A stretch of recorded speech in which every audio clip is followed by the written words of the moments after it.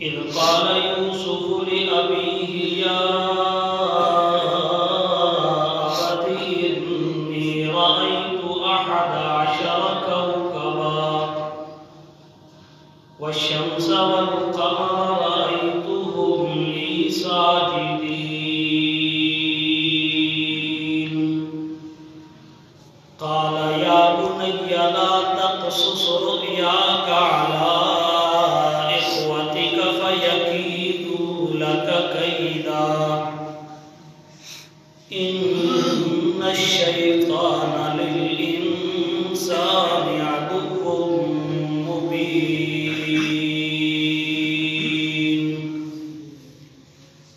صدق الله مولانا العظيم وبلغنا رسوله النبي الأمي الكريم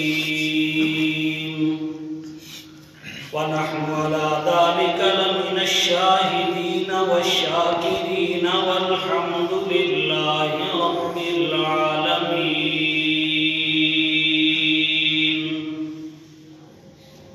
يا رب صل وسلم دائما أبدا على حبيبك خير الخلق كلهم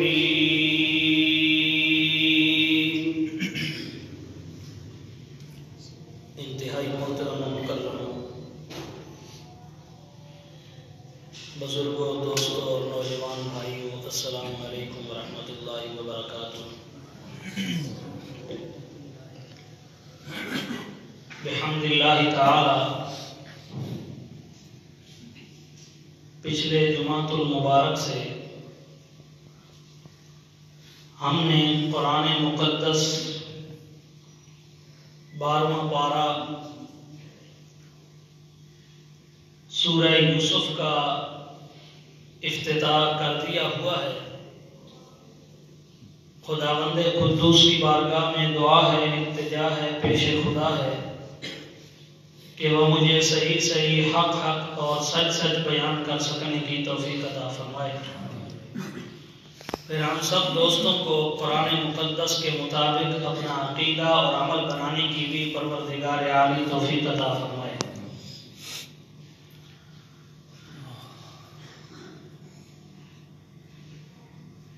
شان نزول میں نے پچھلے جمعہ کو عرض کیا تھا، دوبارہ سبق دہرائے دیتا ہوں۔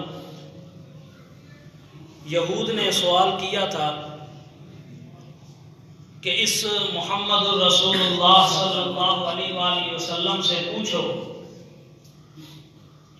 کہ اصل علاقہ تو حضرت یعقوب اور حضرت یوسف علیہ السلام کا شام تھا، یہ مصر میں کیسے آ گئے؟ ان کی سوچ یہ تھی کہ یہ لاجواب ہو جائے گا، اس کے پاس جواب نہیں بن پائے گا اور ہم شور مچائیں گے کہ معاذ اللہ الیاذ باللہ یہ نبوت کے دعوے میں جھوٹا ہے۔ مشرکین نے آ کے نبی علیہ السلام کے سامنے یہ سوال رکھا تو امام الانبیاء کے جواب دینے سے پہلے اللہ رب العزت نے جبریل امین کے ذریعے پیارے پیغمبر صلی اللہ علیہ وآلہ وسلم پر پوری سورہ یوسف کو نازل کر دیا، جو کہ ان کے سوال کا مفصل جواب تھا۔ اسی قصے کی ابتدا یہاں سے ہو رہی ہے۔ ابتدائی 3 آیات ہمارے سبق کی گزر چکی ہیں، 2 آیات اور آج تیسری آیت ہے۔ فرمایا نحن نقص علیک احسن القصص بما اوحینا الیک ھذا القرآن وَإِن كُنْتَ مِن قَبْلِهِ لَمِنَ الْغَافِلِينَ نَحْنُ نَقُصُّ عَلَيْكَ أَحْسَنَ الْقَصَصِ اے میرے پیارے پیغمبر جناب محمد الرسول اللہ صلی اللہ علیہ وآلہ وسلم الف مرت بعدد کل ذرہ ہم آپ کے سامنے ایک سب سے بہترین اور خوبصورت ترین قصہ بیان کرنے لگے ہیں۔ نحن نقص علیکا ہم خود بیان کریں گے میرے محبوب آپ کے سامنے احسن القصص، تمام قصوں میں جو سب سے بہترین قصہ ہے، تمام قصوں میں جو سب سے سچا قصہ ہے، تمام قصوں میں جو سب سے خوبصورت ترین قصہ ہے، مولا احسن القصص حضرت یوسف کے قصے کو کیوں کہا ہے؟ دراصل قصے تو بہت سے بیان کیے گئے، حضرت موسیٰ علیہ السلام کا قصہ بھی قرآن میں بیان کیا گیا بڑا تفصیل سے، اصحاب کہف کا قصہ بھی بیان کیا گیا بڑی تفصیل سے، امام الانبیاء صلی اللہ علیہ وآلہ وسلم کے جنگی واقعات بھی بیان ہوئے ہیں قرآن مقدس میں۔ حضرت یوسف علیہ السلام کے اس قصے کو احسن القصص قرآن نے کہا، تمام قصوں میں سب سے خوبصورت ترین قصہ ہے۔ وجہ کیا ہے؟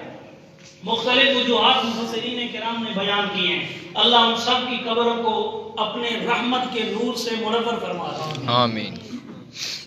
ایک وجہ تو بیان کیا احسن القصص، کیونکہ قصہ تو ایک ہے لیکن اس میں بہت سے اللہ رب العزت نے سبق سکھلائے امت محمدیہ کو۔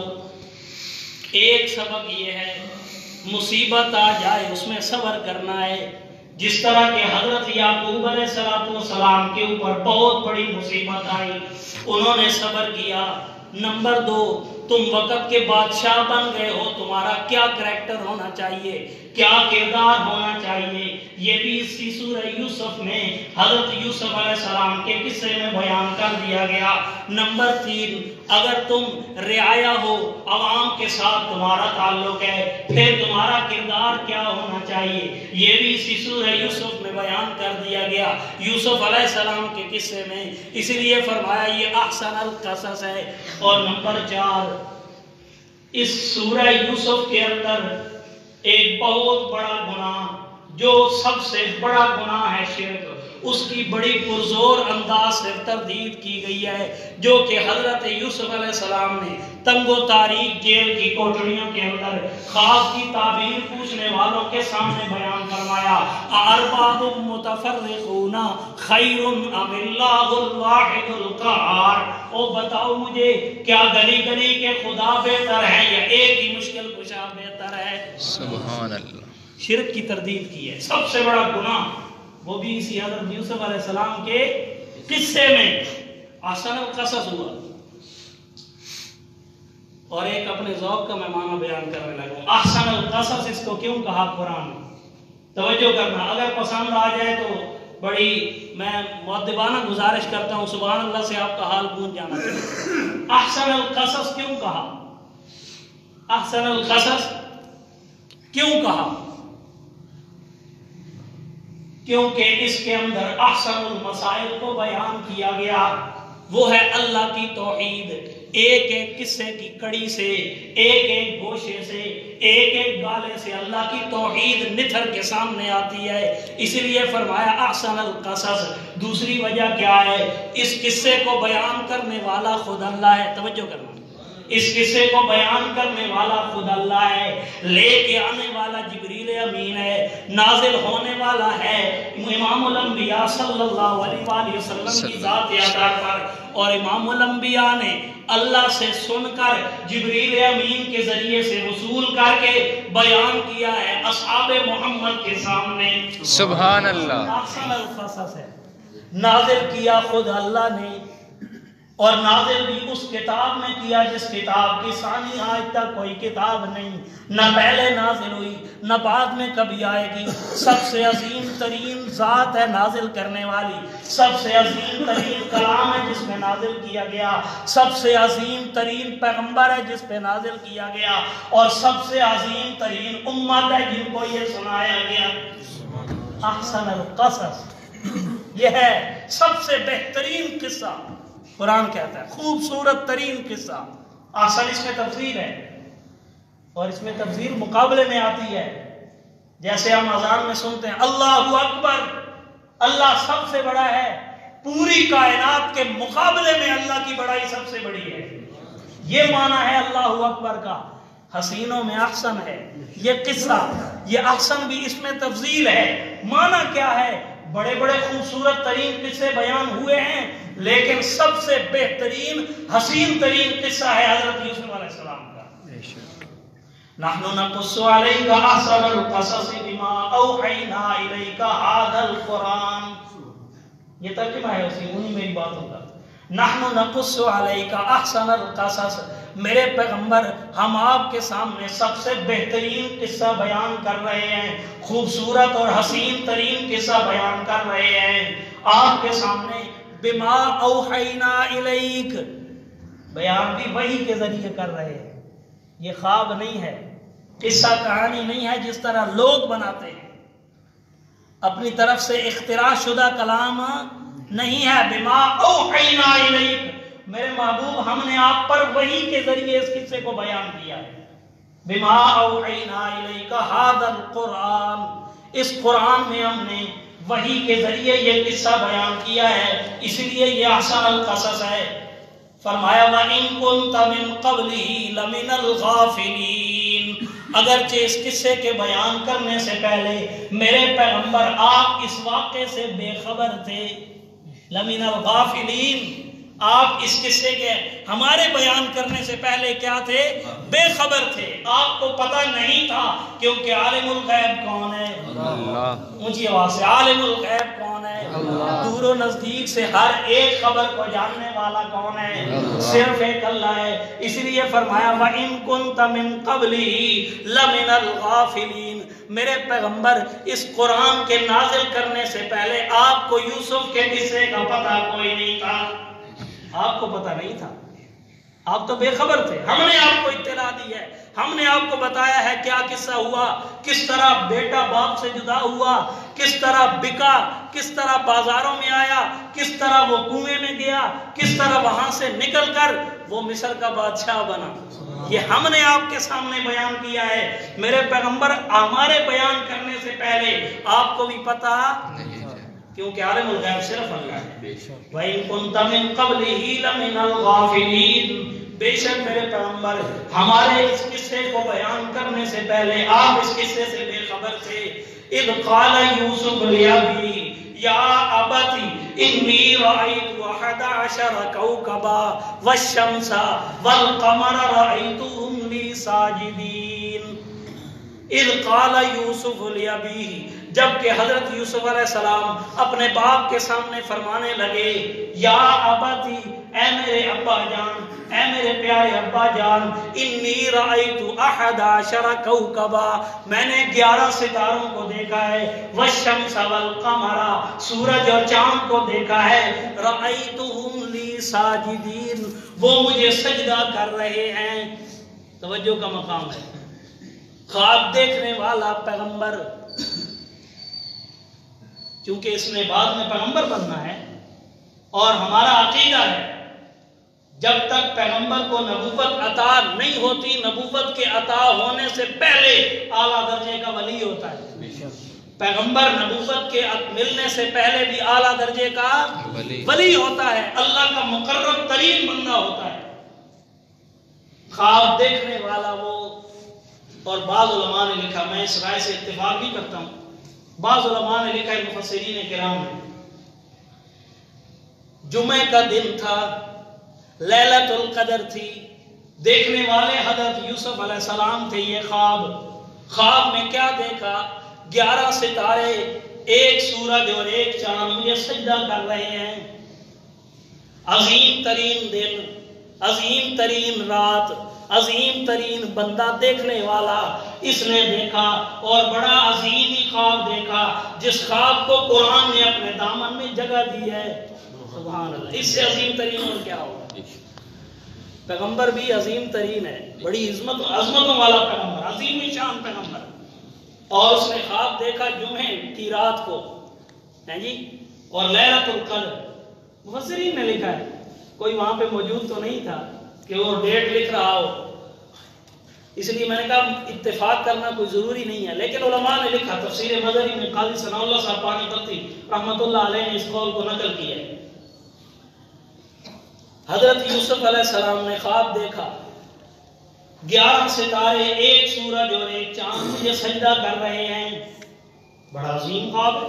اور پھر کس کو بتا رہے ہیں؟ عظیم ترین باپ کو، حضرت یعقوب علیہ السلام، جہاں سے انبیاء کی لڑی چلی آتی ہے.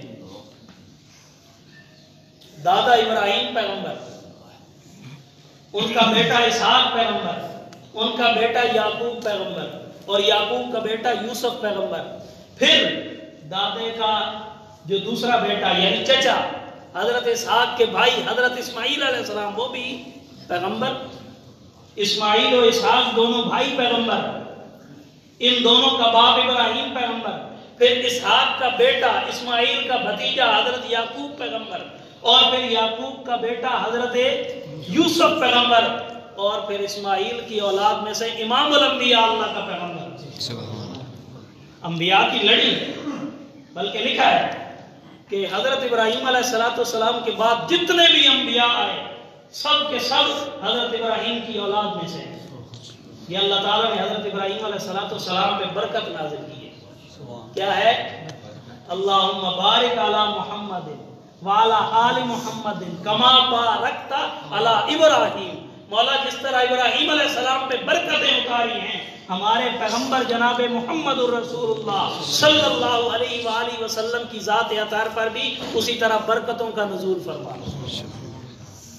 برکت ہے اولاد میں اللہ نبوت چلا دے، اس سے بڑا تو کریڈٹ کوئی نہیں، اس سے بڑی تو عظمت کوئی نہیں، اس سے بڑی تو شان کوئی نہیں، اس سے بڑی تو فضیلت والی بات ہی کوئی نہیں۔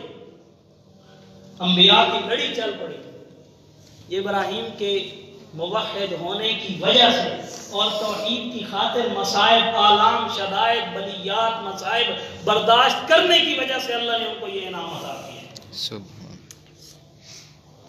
زمانے میں جو جتنا بڑا موحد ہوتا ہے اللہ اس کو اتنے بڑے انعامات سے نوازتے ہیں۔ مشکلات تو ہیں، مصائب تو ہوتے ہیں، دکھ تو پہنچتے ہیں، عشق کی راہ میں دکھ تو پہنچتے ہیں۔ سبحان اللہ۔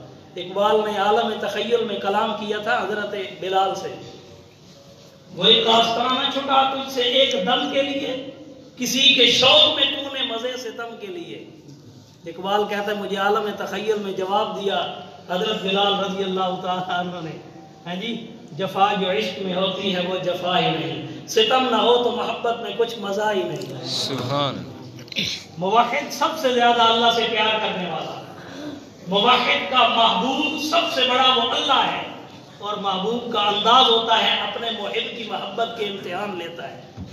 تو پھر امتحان میں مشکلات تو ہوتی ہیں نا، مشکلات تو ہوتی ہیں۔ سبحان اللہ۔ عظیم ترین بیٹے نے عظیم ترین خواب دیکھا، پھر عظیم ترین باپ کے سامنے بیان کیا، تعبیر پوچھی، اور پھر عظیم ترین کلام نے اس کلام کو نقل کیا قرآن مقدس میں۔ اذ قال یوسف لأبیہ یا ابت انی رأیت احد عشر کوکبا۔ حضرت یوسف علیہ السلام اپنے باپ کو کہنے لگے، یا ابتی، اے میرے پیارے ابا جان، انی رأیت احد عشر کوکبا، میں نے 11 ستاروں کو دیکھا، والشمس والقمر، سورج اور چاند کو دیکھا، رأیتهم لی ساجدین، وہ مجھے سجدہ کر رہے تھے۔ یہاں قاضی صاحب نے بڑی پیاری بات کہی، توجہ آپ کی مجھے مطلوب ہے، بہت پیاری بات کہی۔ سجدہ تو کرتے ہیں وہ مخلوقیں جن میں حس ہو، احساس ہو، جن میں عقل ہو، ذوی العقول جو ہے مخلوق وہ سجدہ کرتی ہے۔ کون سی مخلوق؟ ذوی العقول ہو۔ سورج اور چاند سجدہ کرتے ہیں، یہ ذوی العقول میں سے ہیں، ان میں تو عقل نہیں ہے، ستاروں میں عقل نہیں ہے۔ اور پھر جو قرآن میں لفظ ارشاد فرمائے ساجدین، یہ ساجدین، ساجدون، ساجدین، اعراب کا فرق ہے صرف، تو واو اور نون کے ساتھ جو جمع آتی ہے یہ بھی ذوی العقول کے لیے آتی ہے۔ ذرا توجہ، تھوڑی سی بات مشکل ہے لیکن آسان کر رہا ہوں۔ واو اور نون کے ساتھ جو جمع آتی ہے، غافلون، یعلمون، تعلمون، یہ واو اور نون کے ساتھ جو جمع آتی ہے یہ ذوی العقول کے لیے آتی ہے، جن میں عقل نہ ہو ان کے لیے یہ لفظ بولے نہیں جاتے۔ یہ عربی زبان ہے، بڑی فصیح و بلیغ ہے۔ تو قرآن نے غیر ذوی العقول پر ذوی العقول والے لفظ بول دیے، ساجدین، سجدہ انہوں نے کیا۔ کیوں؟ اللہ کے ہاں یہ سجدہ اتنی خوبصورت ترین عبادت ہے، غیر ذوی العقول سجدہ کریں، اللہ تعالیٰ کا قرآن ان کو ذوی العقول میں شمار کرتا ہے۔ سبحان اللہ۔ پتہ نہیں سمجھے ہو کہ نہیں سمجھے؟ بہت دیوانہ بے خودی میں بڑی بات کہہ گیا، دیوانہ بے خودی میں بڑی بات کہہ گیا، اور سمجھنے والوں کے اوپر سے گزر گیا ہے جی۔ واو اور نون کے ساتھ جو جمع آتی ہے ذوی العقول کے لیے، سورج اور چاند ستارے ان میں عقل نہیں ہے، ان کا یہ فعل جناب یوسف کے قصے میں آیا، ان کو خواب میں نظر آیا۔ اللہ تعالیٰ نے قرآن میں نقل کرتے ہوئے ذوی العقول کے لفظ ارشاد فرما کے اس بات کی طرف اشارہ کیا ہے، جو مخلوق جھک جائے، جو سجدے میں گر جائے، ان میں عقل آ جایا کرتی ہے، وہ دنیا کے عظیم ترین انسان ہوتے ہیں۔ سبحان اللہ۔ سجدوں میں ساری عظمت ہے، سجدوں میں ساری عزتیں ہیں، لہذا نماز پڑھنے کے عادی بنو۔ کہنا یہ چاہتا تھا سجدہ کرے غیر ذوی العقول، اللہ تعالیٰ ان کو بھی عقل مندوں سے تعبیر کرتے ہیں۔ سجدہ کرنے والے سورج چاند ستارے تھے، غیر ذوی العقول ہے، اللہ نے ان کے لیے وہ اعزازی الفاظ ارشاد فرمائے جو ذوی العقول کے لیے بولے جاتے ہیں، عقلوں والوں کے لیے بولے جاتے ہیں۔ ہمارے لیے اشارہ یہ ہے، بے شک کوئی پاگل ہو، بے وقوف ہو دنیا کی نگاہوں میں، اللہ کے سامنے جھکنے والا ہے، اخذ قرآن اس سے بڑی عقل والا ہے ہی کوئی۔ رأیت احد عشر کوکبا والشمس والقمر، بیٹا بیان کر رہا ہے، اور اس باپ کے سامنے جس کو اللہ نے تعبیر کا علم دیا ہے، حضرت یعقوب علیہ السلام، تعبیر کا علم دیا تھا اللہ نے۔ رأیت احد عشر کوکبا والشمس والقمر، میں نے 11 ستارے سورج اور چاند کو دیکھا، وہ مجھے سجدہ کر رہے ہیں۔ رأیتہم لی ساجدین، وہ مجھے سجدہ کر رہے ہیں۔ معبر تھے نا حضرت یعقوب علیہ السلام، سمجھ گئے یہ تو بڑا عظیم خواب ہے اور آیا بھی میرے بیٹے کو ہے۔ فرمایا یا بنی لا تقصص رؤیاک علی اخوتک، اے میرے پیارے بیٹے، اے میرے چھوٹے بچو، بنیا تصغیر کا صیغہ ہے، بنیا اے میرے پیارے بیٹے، اے میرے بچو، او بچڑو، لا تقصص رؤیاک علی اخوتک، یہ اپنا خوبصورت ترین خواب اپنے بھائیوں کے سامنے بیان نہ کرنا، فَيَكِيدُوا لَكَ كَيْدًا، اگر تو نے بیان کر دیا، پہلے ہی ان کو حسد تھا کیونکہ باپ ہے، اپنے بیٹوں کی حالت تو دیکھتا رہتا ہے، بیٹوں کو بڑا حسد ہے حضرت یوسف علیہ السلام سے، کیونکہ یہ باپ کو بڑا پیارا ہے، ہر وقت باپ کے ساتھ رہتا ہے، باپ اس کو بڑا پیار دیتا ہے، ان کو حسد یہی تھا، کماتے ہم ہیں، لاتے ہم ہیں، باپ کو بھی ہم کھلاتے ہیں، والدہ کی خدمت ہم کرتے ہیں، اس چھوٹے کی بھی خدمت ہم کرتے ہیں، اس کے باوجود یہ جو یوسف ہے یہ باپ کو بڑا محبوب ہے، باپ اس کے ساتھ زیادہ پیار کرتا ہے، ہمارے ساتھ اتنی محبت اور الفت نہیں رکھتا، اس لیے وہ پہلے ہی حسد کیا کرتے تھے۔ حضرت یعقوب علیہ السلام سمجھ گئے، اے میرے بیٹے یہ عظیم خواب ہے، اگر تو بیان کرے گا اپنے بھائیوں کے سامنے، فَيَكِيدُوا لَكَ كَيْدًا، وہ تیرے لیے کوئی بری تدبیر کریں گے، فَيَكِيدُوا لَكَ، یہ قیدہ بری تدبیر، ہمارے استاد جی مفتی محمد صاحب مانا فرمایا کرتے تھے، فَيَكِيدُوا لَكَ كَيْدًا، بری تدبیر کوئی سوچنے لگیں گے، کیونکہ حاسد جو ہوتا ہے وہ جب دیکھتا ہے میرے محسود کی عزت اور زیادہ بڑھ گئی ہے، اس کو اور زیادہ مقام ملنے لگا ہے، تو پھر اس کے حسد کی آگ اور زیادہ بھڑک اٹھتی ہے، مزید اس کو غصہ آتا ہے، جس سے میں حسد کرتا ہوں مجھے غصہ آتا ہے، میں اس پہ نالاں ہوں، میں غضبناک ہوں، اور اس سے اور زیادہ مقام مل رہے ہیں، اس کے سامنے سورج چاند ستارے جھک رہے ہیں، لہذا ان کے حسد کی آگ اور بھڑکے گی، فَيَكِيدُوا لَكَ كَيْدًا، وہ تیرے لیے بری تدبیر کریں گے، کوئی دھندا کریں گے، تجھے ایذا پہنچائیں گے، تکلیف پہنچائیں گے، لہذا ایسوں کے سامنے خواب بیان نہیں۔ لہذا آپ کو ایک کلیہ بتا دوں یہاں پہ، میں بھی ایسی طرح، علماء نے لکھا ہے معبرین نے، کہ جو خواب ہو بالخصوص اچھا خواب ایسے آدمی کے سامنے بیان نہ کرو جو آپ کے لیے مفید نہیں ہے، میں محتاط لفظ بول رہا ہوں، ایسے آدمی کے سامنے اپنا وہ اچھا خواب بیان نہ کرو جو آپ کے لیے مفید، وہ آپ سے بغض رکھتا ہے، آپ کا دشمن ہے، ایسے آدمی کے سامنے اچھا خواب بیان نہ کرو اور برا بھی بیان نہ کرو، برا بھی بیان نہ کرو۔ سبحان اللہ۔ ایک خواب یہ ہے جو حضرت یوسف نے دیکھا، اور ایک خواب وہ تھا جو امام الانبیاء نے دیکھا صلی اللہ علیہ وسلم۔ احد کی لڑائی تھی، حدیث کی کتاب ساری کتابوں میں تقریباً موجود ہے، بخاری و مسلم میں بھی موجود ہے۔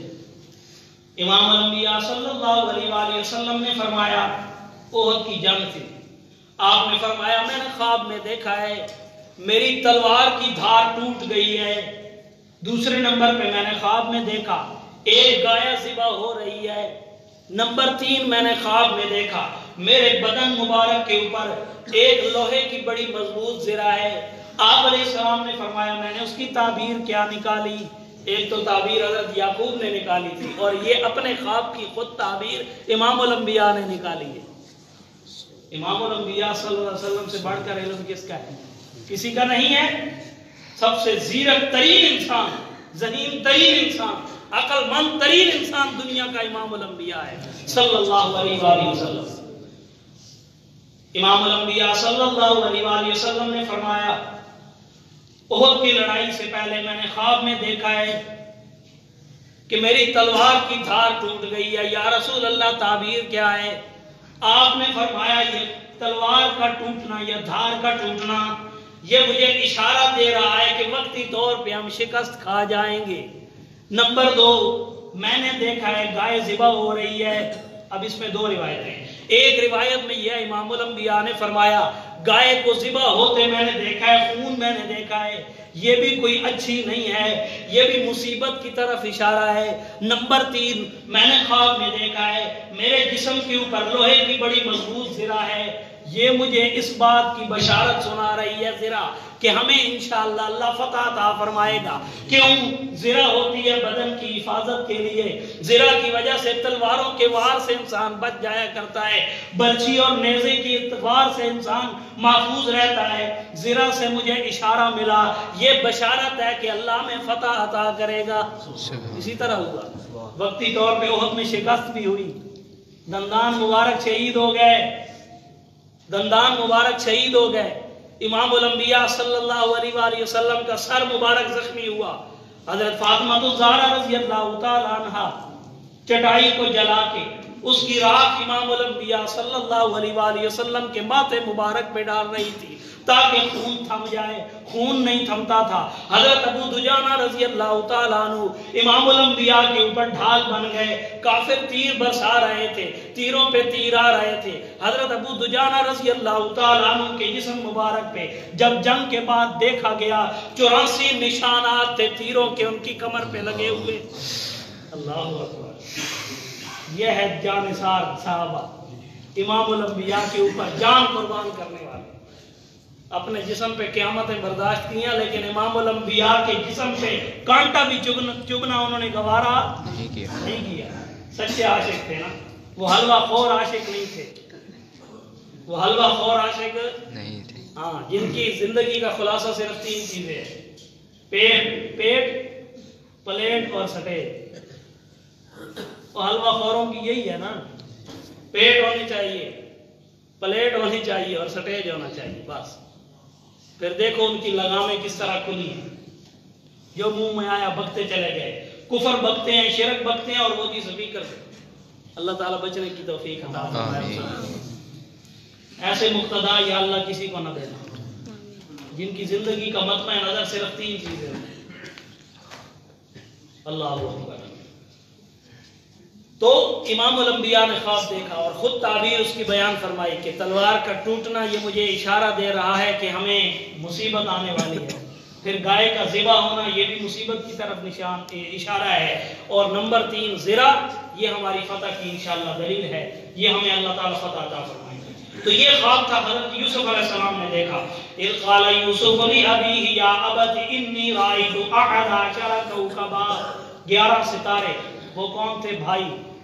تعبیر میں یہی تھا، یعقوب علیہ السلام سمجھ گئے 11 بھائی، 11 ستاروں سے مراد تو بھائی ہیں کیونکہ 11 بھائی تھے، اور سورج اور چاند سے مراد، سورج سے مراد خود حضرت یعقوب ہے باپ، اور چاند سے مراد حضرت یعقوب علیہ السلام کی گھر والی اور حضرت یوسف کی والدہ۔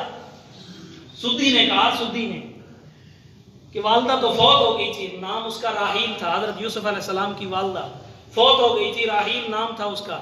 تو یہ چاند سے اشارہ ہے خالہ کی طرف، لیکن کوئی قول یہ اچھا نہیں ہے صحیح سند سے ثابت نہیں. بہرحال چاند سے مراد کیا ہے؟ حضرت یوسف کی والدہ. کوئی چاند ماں تھی تو چاند جیسا بیٹا اللہ نے دیا ہے یوسف. باپ کے حسن کو اللہ نے سورج کی روشنی کر کے دکھایا اور والدہ کی خوبصورتی کو چاند کی روشنی کر کے دکھایا. ان دونوں کا ملاپ ہوا تو یوسف جیسا حسین نے جنم لی.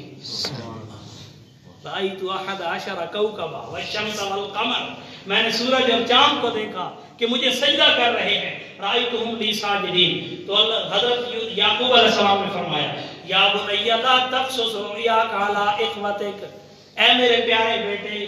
پیارا بیٹا ہے نا، سب سے پیارا بیٹا، کیونکہ یعقوب علیہ السلام سمجھ گئے تھے اسی کو اللہ تعالیٰ نبوت عطا فرمائیں گے.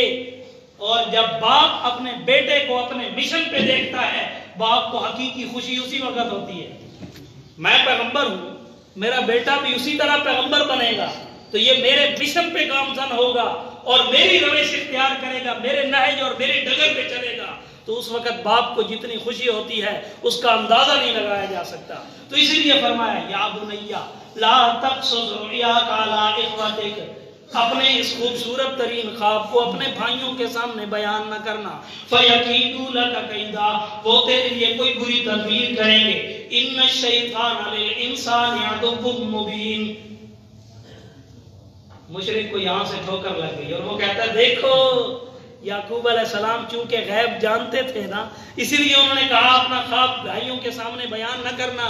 حضرت یعقوب علیہ السلام کو پتا تھا کہ وہ بری تدبیر کریں گے، اسی لیے انہوں نے کہا اپنا خواب بیان.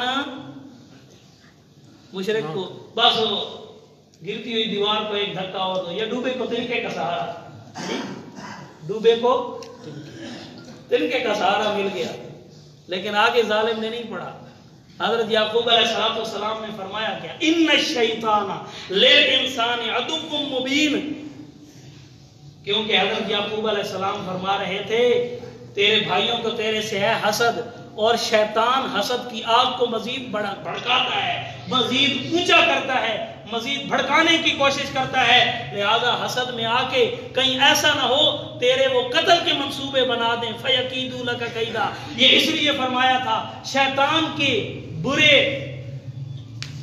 وسوسوں کے اوپر امید رکھ کے کہ وہ چونکہ ایسے وسوسے دلوں میں ڈالتا ہے، شیطان ایسی تدبیریں کرتا ہے، اس کو سامنے رکھتے ہوئے حضرت یعقوب علیہ السلام نے یہ فرمایا تھا. اور دوسرا چونکہ روزمرہ کی زندگی میں دیکھ رہے تھے کہ وہ بھائی حسد رکھتے ہیں، اس وجہ سے وہ کوئی تدبیر کریں گے. یہ مطلب نہیں تھا کہ حضرت یعقوب علیہ السلام عالم الغیب بن گئے. عالم الغیب صرف کون ہے؟ اللہ کی ذات ہے. ان الشیطان للانسان عدو مبین.